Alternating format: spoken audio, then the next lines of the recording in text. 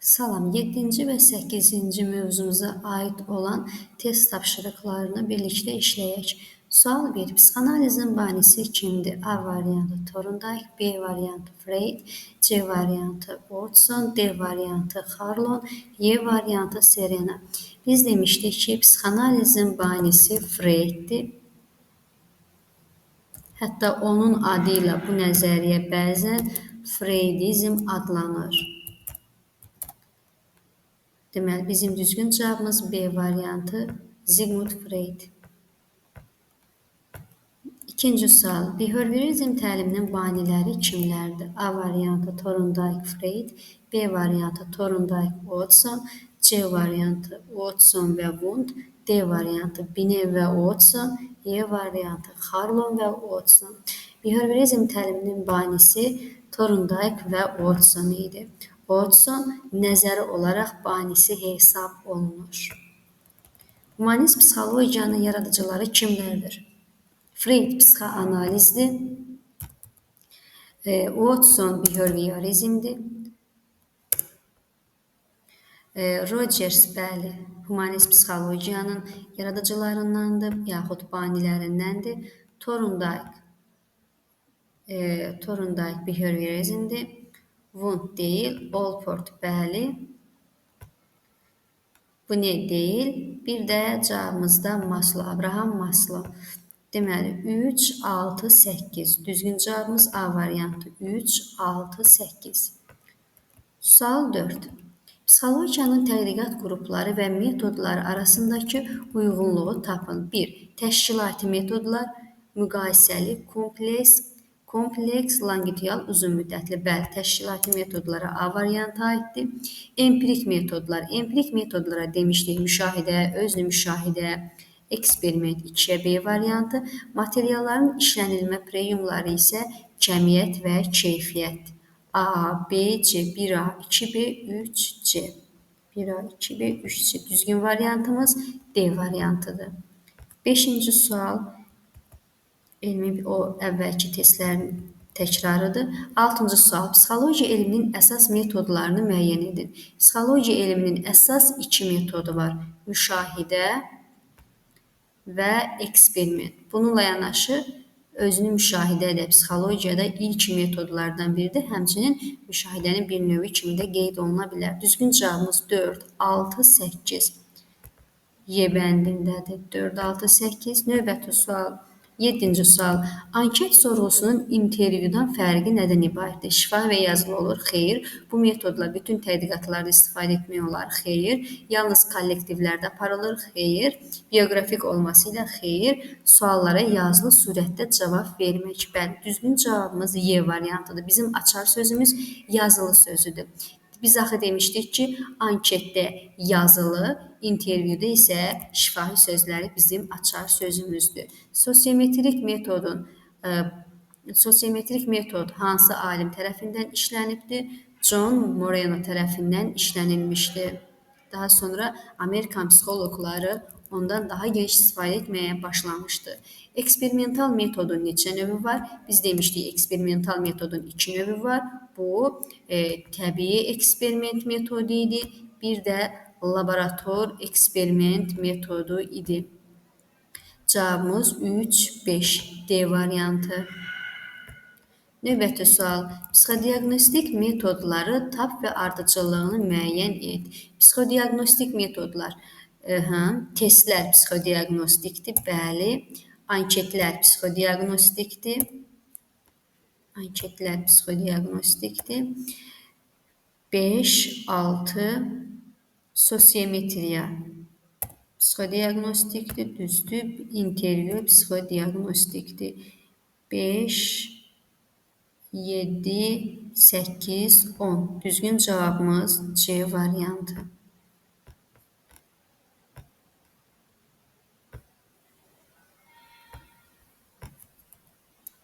Növbəti sualımız psixologiyada tədqiqat metodlarının ardıcıllığını müəyyən edin.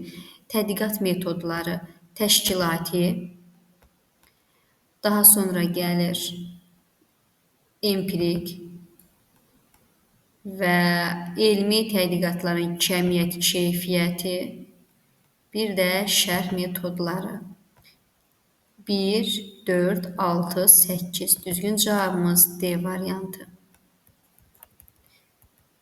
Modelləşdirmə, sosiometriya, bioqrafik metodlar, proksimetrik metodlar isə həmin bu növlərə ayrılan metodların öz daxilinə aiddir. Sosiometriya metodunun məqsədi nədir? A variantı. Qruplarda ünsiyyət çətinliklərinin aradan qaldırılması məqsədi ilə keçirilir. Xeyr, burada ünsiyyət çətinliyi aradan qaldırılmır. Sadəcə olaraq müəyyən edici rolu var. B variantı. Qruplarda qarşılıqlı münasibətlərin öyrənilməsi. Bəli, sosiometriya qarşılıqlı münasibətləri öyrənir. Demişdik ki, sosio və metriya, yəni insanlar arasında münasibətləri ölçmək üçün istifadə olunur. C variantı. Qruplarda qabiliyyətlərin ölçülməsi. Xeyr, qabiliyyətləri ölçmür sosiometriya. Qruplarda diqqətin davamlılığını, xeyr, idrak funksiyasını ölçmür. Qruplarda temperament tipini müəyyənləşdirməsi. Xeyr, temperamenti müəyyən etmək üçün deyil. Deməli, bizim düzgün cavabımız B variantıdır. 12-ci sual. Psixologiyaya aid olmayan müəyyən edin metodlardan. Eksperiment var dedik ki, bəli, əsas metoddur. Müqayisə, bəli, var. Mübahisə deyilən ümumiyyətcə bir metodumuz yoxdur. Müşahidə metodu var, müsahibə metodu, bəli, var. Empirik metodların ardıcıllığını müəyyən edin. 1. Fəaliyyət prosesi və məhsullarının təhlili preyimları bizə ardıcıllığı deyir. Ardıcıllığı deyirsə, ilk öncə baxırıq ki, bizdən soruşulur empirik metodlar, yəni psixologiyaya aid olan ümumi metodu soruşmur. O, deyirdik, birinci gəlir təşkilati metod, daha sonra empirik metod. Bizə empirik metoda aid olan metodları soruşur. Empirik metodda əsas bizim vardı müşahidə və özlü müşahidə, sonra gəlirdi eksperimental metodlar, 2, 3, 4. Təşkilati metodlar biz dedik ki, əsas metoddur, yəni o ilk qrupdur, o empirik metoda aid deyil. Deməli, 2, 3, 5 psixodiagnostik metodlar bəli aiddir. Daha sonra 2, 3, 5, 6 modelləşdirmə aiddir. Bioqrafik metodlar 2, 3, 5, 6. Bizim düzgün variantımız 2, 3, 5, 6, 7. Şərh metodları aid deyil. Tədqiqat metodları qrupuna aid olmayan üsulu seçin. Kəmiyyət, keyfiyyət, tədqiqat metodu var, bəli. Təşkilati metodlar, bəli, var. Təşkilati metodlar var. Empirik metodlar var. Mübahisə metodu dedik ki, belə bir metodumuz ümumiyyətcə yoxdur. Çox zaman biz bunu nədə səhv edirik? Mübahisəni müşahidə kimi öz fikrimizdə canlandırırıq. Sadəcə olaraq biraz diqqətli olmaq lazımdır. Şərh metodumuz var. 15-ci sual. Empirik metodlara aid olmayan metodları müəyyən edin. Bizdən nəyə soruşur? Empirik metodları. Empirik metodlarda baxırıq. Harada ki, eksperiment metodu, müşahidə metodu var. Deməli, bunlar empirik metoda aiddir. Amma keyfiyyət və riyazi metodlar bu empirik metoda aid deyil. Bunlar bizim 3-cü qrup metodlarımız, yəni materialların işlənilməsi preyumlarına aid olan metodlardır. Modelləşdirmə bioqrafik empirik aiddir. Müşahidə, özlü müşahidə empirik metodlara aiddir.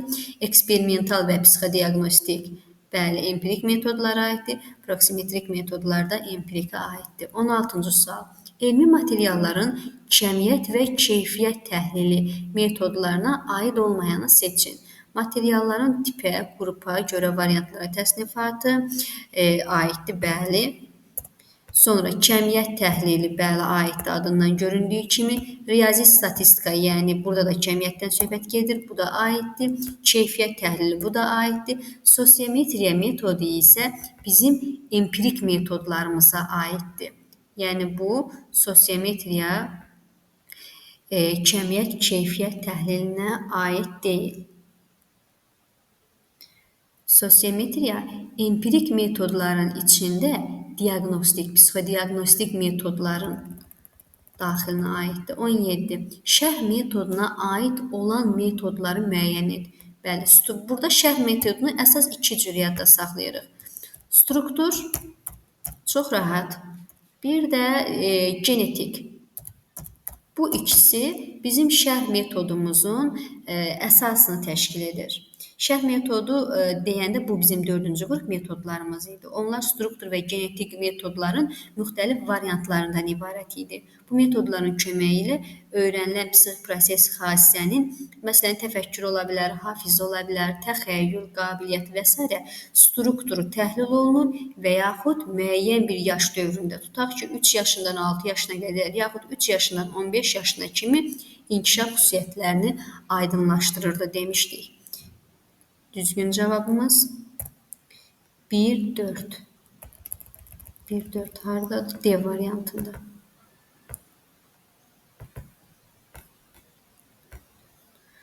Növbəti sualımız, təbii eksperimentin müəllifi kimdir? Biz demişdik ki, təbii eksperiment 1910-cu ildə Lazuriski tərəfindən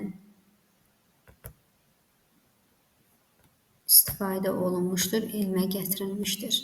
Belə, diqqətiniz üçün təşəkkür edirəm. Hələlik bu qədər.